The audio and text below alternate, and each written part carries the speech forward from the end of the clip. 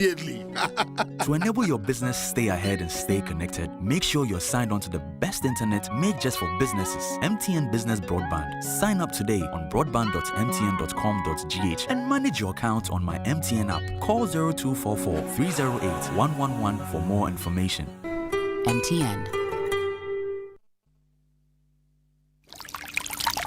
Good afternoon, Ghana. It's 12 o'clock. Time to reach for mobile water. Mobile water, unique in every way.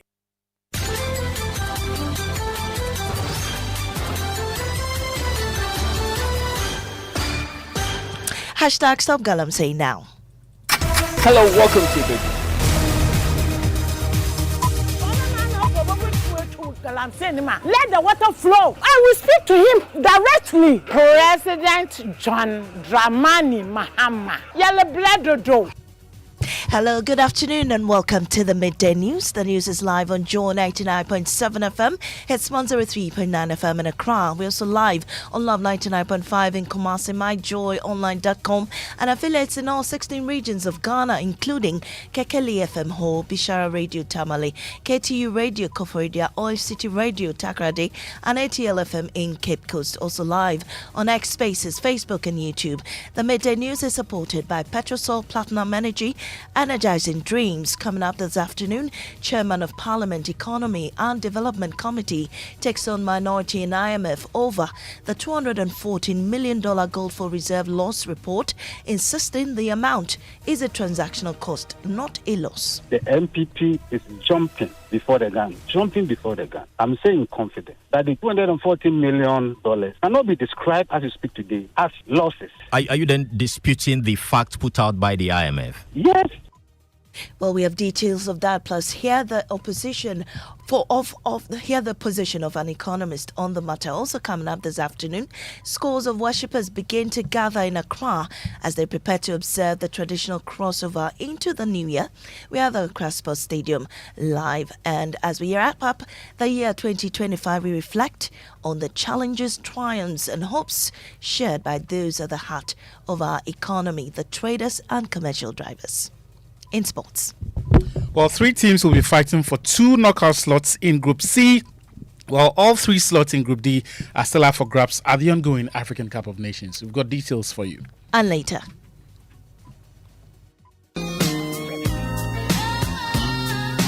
nothing going on but the bomb-ass rap song hitting all night long, just like me.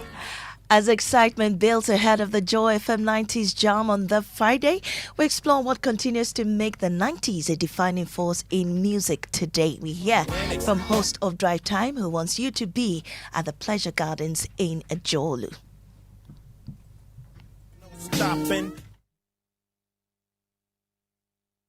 No stopping, faux hopping, ass. These and more with me, Maame Esi Nyamekye Thompson. This is Joy News, independent, fearless, and credible. Please stay. We'll be right back.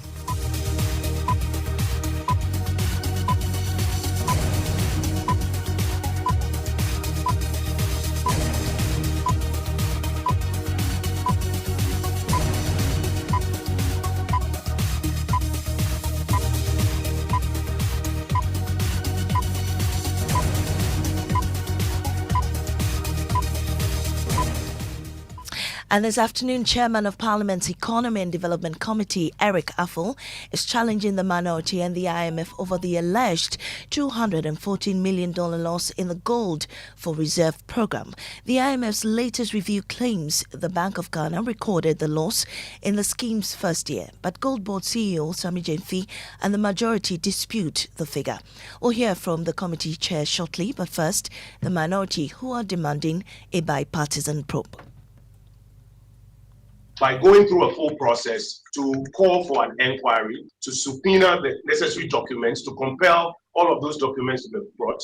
And then at that session, you can go through that interrogation and get the further and better particulars. For example, you don't know the pricing regime that they are using now. You don't even know the fees that they are charging now, some of which are the ones occasioning these losses. It is at that inquiry that you get the detail of all of those. So the answers they have given, the preliminary answers that they have given, with the greatest of respect, is woefully inadequate. In fact, for them, they've been trying to obfuscate. One says, no, it's not our loss. and we are not aware of somebody's loss. The other one says it's speculative. Somebody was asking me earlier that, so between IMF accountants and Gold Board accountants, which one should we believe? I said, I don't have an answer to that. We have a responsibility to compel all of them to appear and then to go through it, and then we can do a decent job and satisfy ourselves. You heard there Kojo Ponkrumah, he's ranking member on the Economy and Development Committee. Now, the CEO of Gold Board, Sami Jemfi, in a Facebook post, says the amount cannot be described as a loss, since the company's books have yet to be audited. His position is shared by Chairman of the Economy Committee, Eric Affle, who disputed the IMF report and called out the minority over their call for a bipartisan probe. The MPP is jumping before the gun. I'm saying confident that the $240 million cannot be described as you speak today as losses. Cannot be described as losses. It is a cost. It is a transactional cost to the Gold Board. So I really don't see this one as something which is a loss, but it's a cost, transactional. The reason is, as we speak today, the Gold Board itself has not come out with its financials to know its total transactions, what came about it, and what they've done so far. So this is just an information, which to us is a cost. But are you then disputing the fact put out by the IMF? Yes, simply because, as I speak today, as a chairman for the Economy and Development Committee of Ghana's Parliament, which we subpoenaed before the Bank of Ghana, subpoenaed before the Gold Board, we've not seen the financial. So when we come out and declare that Gold Board is in losses of this, which document am I using to prove it? Well, let's go on the phone lines now and speak to economist and lecturer at the University of Ghana Business School, Professor Patrick Isumin, for a quick reaction. Now, Prof, you've also been looking at this report. Is this figure, $214 million, a loss to the BOG and the Gold Board, what really is, and what could have been the cause? Good afternoon to listeners. Thanks for having me. I think we have to understand that the information that is contained in the IMF report is information that the government of Ghana has provided. And the government of Ghana would have been aware that this is going to be published by the IMF. So I think the reaction from both the BOG and the Gold Board has been somewhat surprising. And the economists at the IMF, they know the difference between costs and losses. So when they say it is losses, it is losses. And they don't just say it's losses. They mention what is the source of the loss. They say part of it is trading losses. When we say you are making trading losses in this context, it simply means that you are purchasing the gold at a price and selling it at a price which is lower. That is where the trading losses will come. So the buying and selling is what is generating the loss. The other part is that it says that the BOG is paying off-taker fees to the Gold Board. The IMF concern here is not really about discontinuation of the gold purchase program or anything. It simply says that those losses should not be put on the books of the Bank of Ghana. So I'm really surprised about the debate about whether it is a loss or it's a cost. If someone says it is a cost, then they have to tell us the revenue, the corresponding revenue. Then we'll be able to make the difference and deduct and say this is the losses. But the IMF has been absolutely clear that this is a loss, and I think it is a loss. So, I mean, Prof, in this situation where gold is an all-time high at this juncture, why should they be selling at a low price and making such losses? Well, ordinarily that shouldn't be happening. But you get the sense that, and I think the head of the Gold Board has spoken somewhat about it and confirmed it. They are trying to discourage any attempt to sell gold outside of this channel and to try and make sure that no gold is smuggled. Because if the gold gets smuggled, the government don't get anything. The BOG don't get the reserves component that you normally get. So there's a sense that they are acquiring the gold in order to encourage especially the small scale and artisanal miners to sell through the main government channel. They are probably offering them a higher price, a premium price, and they are realizing a lower price on the world market. That's probably a big source of the loss.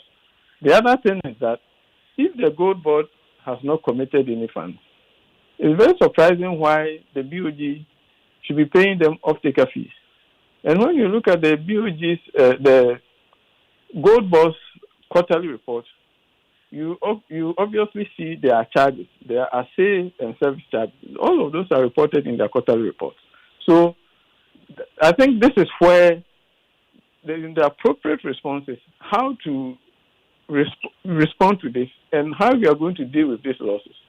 I don't think people should take it to the extreme that, once this criticism or once this loss have been reported, it means that anyone is saying you should throw away the program. No.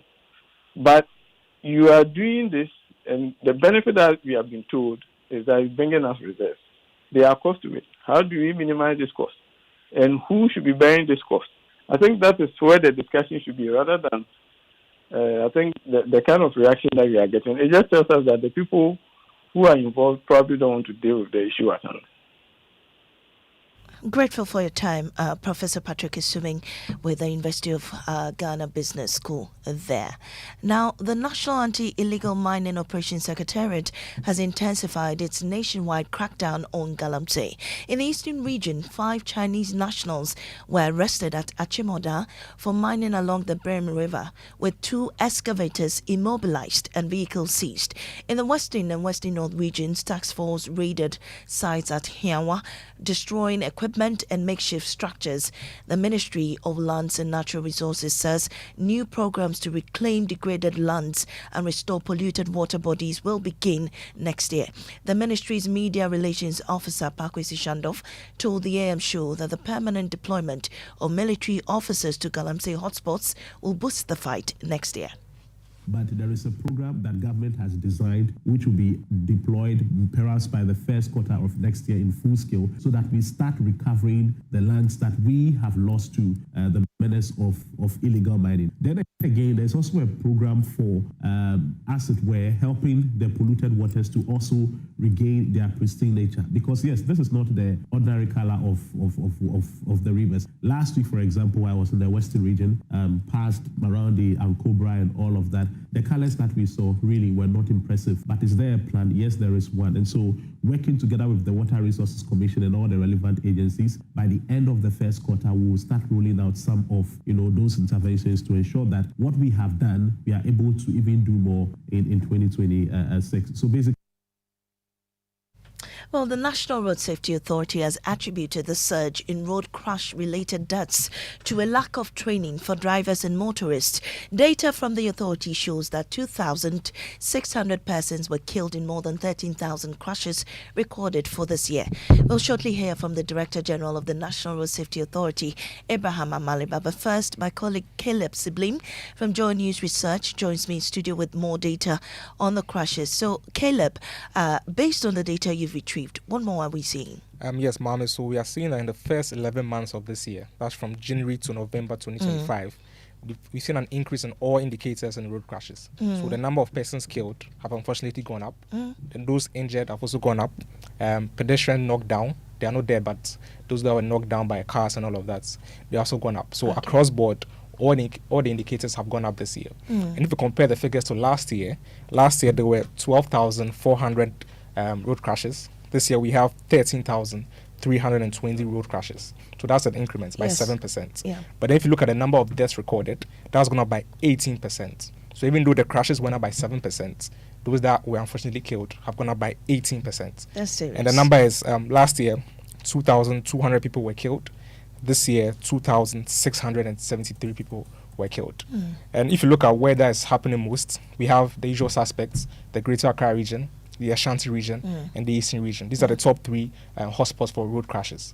But if you look at the number of deaths, the highest is actually from the Ashanti region, followed by the Eastern region, before the Greater Accra region. So even though the Greater Accra region has the highest number of road crashes, those who die most come from the Ashanti and the Eastern region.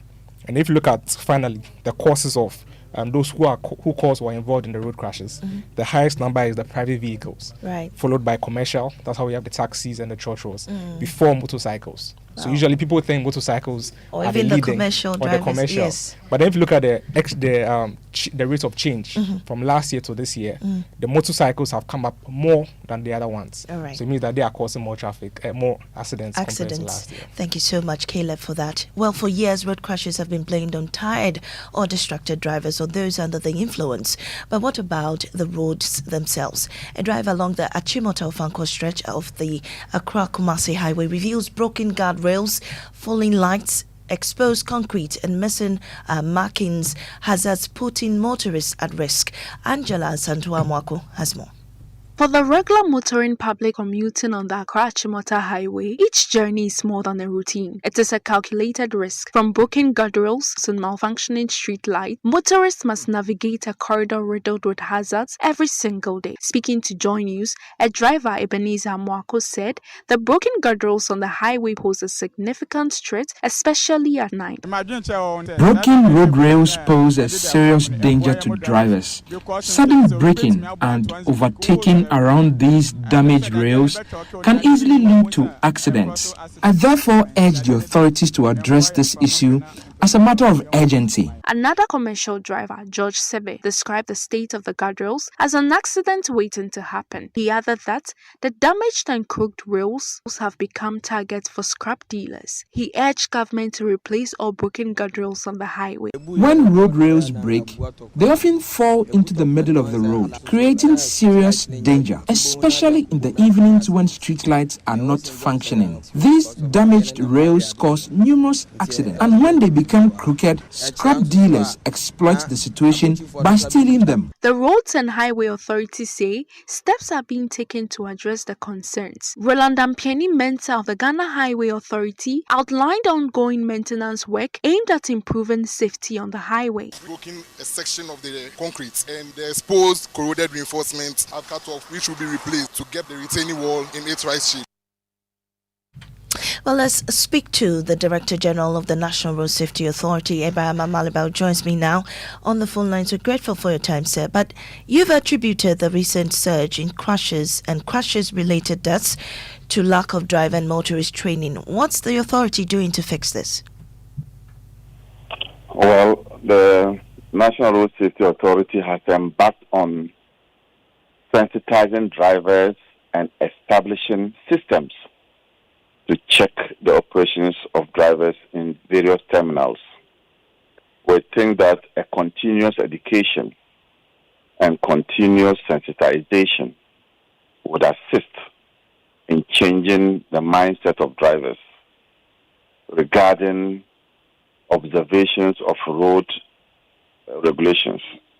So there are some selected terminals that we have our men engaging in the sensitization as well as checking the operations of these drivers.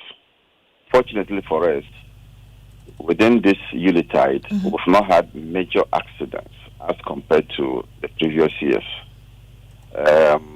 We've not had some serious road crashes on our roads. Right. I think that this sensitization is what is leading to some of these results you are seeing. Well, beyond the sensitization, there are also concerns about poor road conditions, lack of markings, potholes and all that. How's your office also addressing this issue?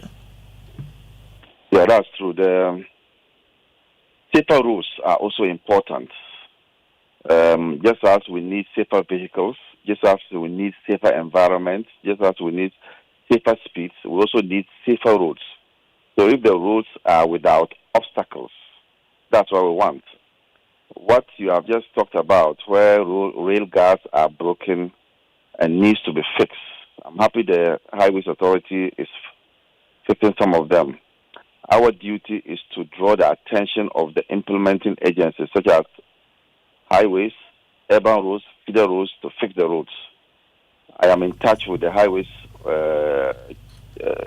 CEO of the Highways Authority, and some of these areas, if they come to our knowledge, we'll let them fix them. Road markings in our cities lies with the urban roads, and I've also spoken to the urban roads man during this Yuletide. Right. So we are not sleeping on our job. We are ensuring that the right things are done. Are you also in touch with the Greater Accra Regional Minister who promised to fix broken down street lights as well as the traffic lights that are working in some at some intersections? Yes, so I think she has detailed one of her assistants to deal with National Road Safety Authority regarding some of the issues on the road. So, if you are aware, the National Road Safety Authority is removing unauthorized billboards on the roads, right? Particularly the median. So, one of the officers has been detailed to partner us, who escalate it to the street lightening, apart from removing those billboards that are on the median. All right. Grateful for your time.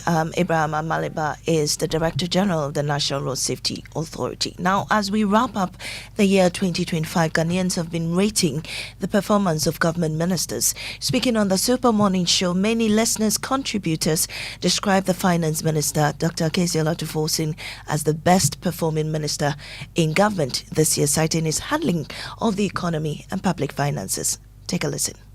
Atu Fortune, the finance minister, and then Dominic Ayuni. They are my best. And the West, I would give Muntaka Mubarak. I think the best performing minister, in my opinion, is Okujeto Ablakwa. I think he's been working really, really hard. And for me, the worst performing minister is Honorable Sam George. I think the talking has been... my best minister, Atu Fortune, I'll give him 9/10. That is our time. So you can read it. It is a Sam George. Too much talking. I think my best minister will be the Minister for Agric. Yes. The next person is Ato Fortune. He has also managed to stabilize the city. The West have been the AG and Sam George. Atwa Fosama. The West is Jata Sam George. Listen, my best, I've got two. The finance minister and the foreign minister. I think they've been brilliant. Communication minister. Unfortunately, I have to give him the worst. Well, you're still listening to the Midday News here on Joe 99.7 FM. We'll take a break when we return with sports, and also scores of worshippers begin to gather in Accra as they prepare to observe the traditional crossover into the new year. We are at the Accra Sports Stadium. I'm crossing over in a grand style. I'm crossing over with the Holy Spirit on my side. And as excitement builds ahead of the Joy FM 90s Jam this Friday, we explore what continues to be the 90s, a defining force in music today. We hear from host of Drive Time, who wants you to be at the Pleasure Gardens in Jolu.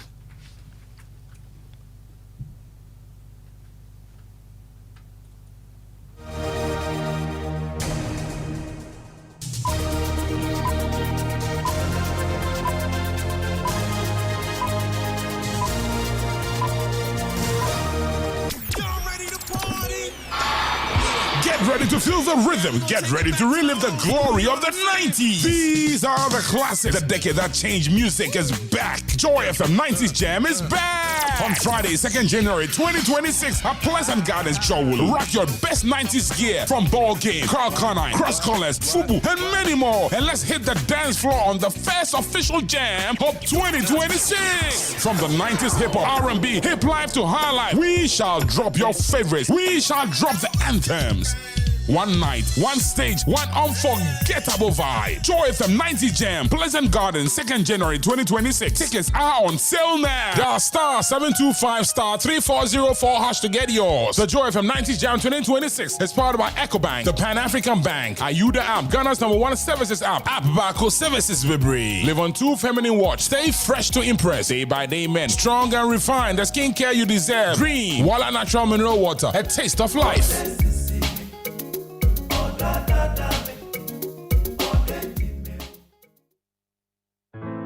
Jack was on his way home. Just another evening drive. Laureen was crossing the street. Just another walk to the shop. But in a split second, everything changed. One moment could save a life. Accidents keep rising and casualties keep climbing. leaving families in pain. Remember, avoid drinking and driving. Wear your seatbelt, helmet, and look both ways before crossing. Road safety is in your hands. The Road Safety Campaign is brought to you by Ayuda, Ghana's #1 services app. App Bako Services Bebre. Universal Motors Limited. Driving trust, delivering excellence. And powered by Joy FM, Adum FM, Asempa FM, Hits FM, Joy News, and Joy Prime.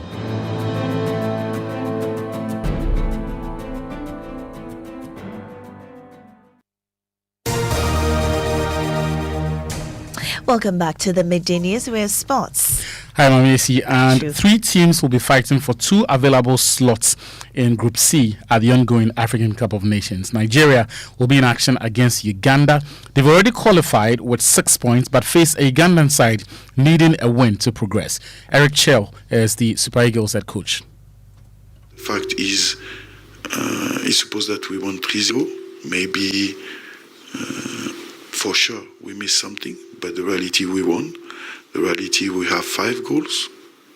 So like you said, you see, you want a clean sheet, but me I see the goal that we can score, because since maybe in the last 4 games we score maybe between 10 or 12 goals. So it's good, it's very good. So for sure we want to win, and I have to looking for the best way for my team. The group's other game is a winner-takes-all affair between second-place Tunisia, who have 3 points, who face Tanzania, who have got just a point. Both games kick off at 4 p.m. In Group D, Senegal face Benin at 7 p.m. Senegal have got 4 points and will qualify at least as one of the best third-place teams, while Benin, who are on 3 points, could secure a similar status with a draw. DR Congo are second with 4 points and will face Botswana, who have got 2 points in the group's other game, also kicking off at 7 p.m. Thank you, Achu. Now scores of people are converging at the Accra Sports Stadium this afternoon as they prepare to observe the traditional crossover into the new year. With nearly 40 hours to midnight on Wednesday, the venue is steadily filling up with worshippers, families and groups of friends who have travelled from various parts of the country to take part in the annual Watch Night service. My colleague Michelle Latte is at the Accra Sports Stadium and joins me on the line. Michelle, how early did people start arriving and what's drawing them there?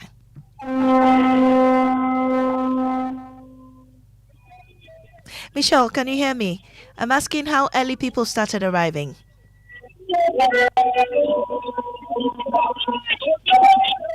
Well, it's unfortunate we are unable to establish a good contact to Michelle, but some of the people have been reacting. We got here around 9:15 there. And how are you looking at crossing over? In fact, looking at it, you could see, like, it is getting hot. It is getting hot. The place is getting hot. I could feel it. Right. And today is 30th of December. Yes. You know, usually crossover services start on 31st. But you are here today. What's the reason behind that? Oh, yes. I'm an Alfarian. And being an Alfarian, our pastor made us understand that it will be a 2 nights. That is why I am here at 30 p.m. I see another lady here. My lady, what time did you get here? Around 9. Around 9 o'clock. And what's the reason behind being here? Knowing very well that if you see the crowd, you yourself, you put yourself inside everything going on over here. So what are you looking forward to today? Today I'm looking for so many things, a testimony, blowing mind, everything, so many things. Yes. I got here around 5 to 6 a.m. Wow. Yeah. And I'm excited for the program. It's my first time actually. I always pray on half an hour, 12 a.m. but I'm not consistent, so I want to have an experience with the road then.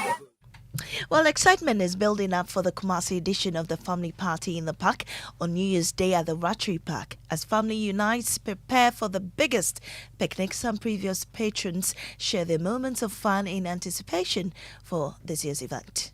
The beginning of the year, coming to these programs like this is very exciting, and it boosts your system of understanding, realization, and everything. A program, a nice program, the live and everything, be okay. So I'll be here too.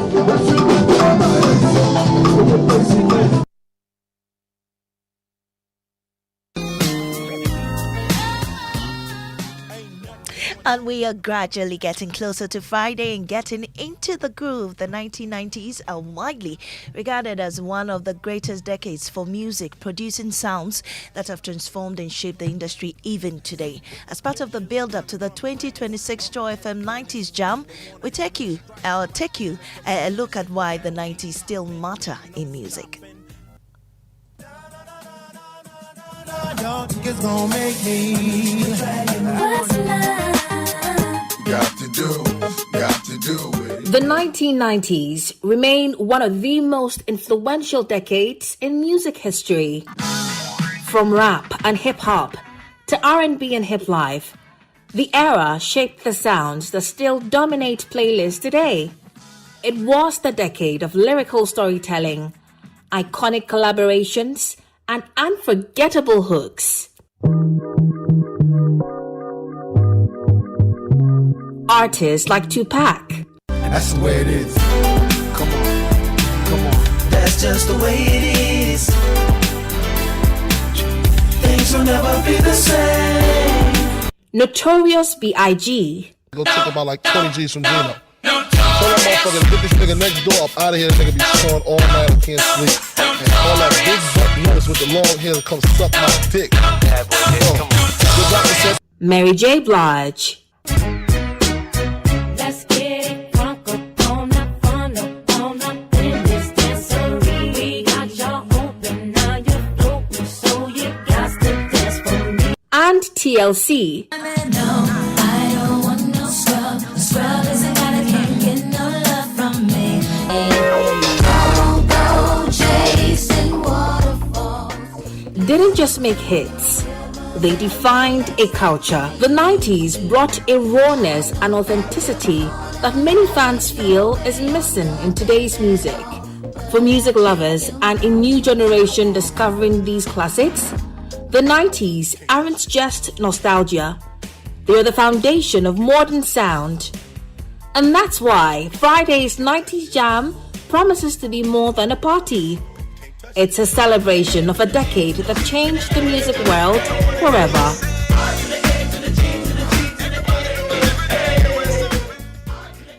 Well, host of Drive Time here, Joy FM Lexus Bill, will lead the spoils at the Pleasure Gardens this Friday, and he wants you to be there. Bill, and I'm totally looking forward to the 90s Jam this Friday. It's the biggest 90s themed party in Ghana. And for people who actually grew up in the golden era, we knew how much the music and entertainment was a core part of our upbringing. And so a lot of our patrons look forward to the 90s Jam. And so this second January, it's a moment to celebrate that era that actually defined our youth. I mean, it's a great networking platform, and I'm entreating everybody out there to join us at the Pleasant Gardens in Jolu for this spectacle. 2026 edition is going to be the biggest one yet, with DJs who are bringing back the hits from the 90s and, reliving those memories that we actually have of the 90s. So I totally can't wait, and I'm sure you need to be there as well. And it's going to be exciting. I will be there. And that's how we end the midday news here on Joy 99.7 FM. But later at 6, we will be bringing you 2025 in review. You'll be hearing from Samson Lade Ayanini, Kwame Sefakai, Suleiman Brahma, Evans Mensa, Kojo Youngson. Also, Winston Amwa is being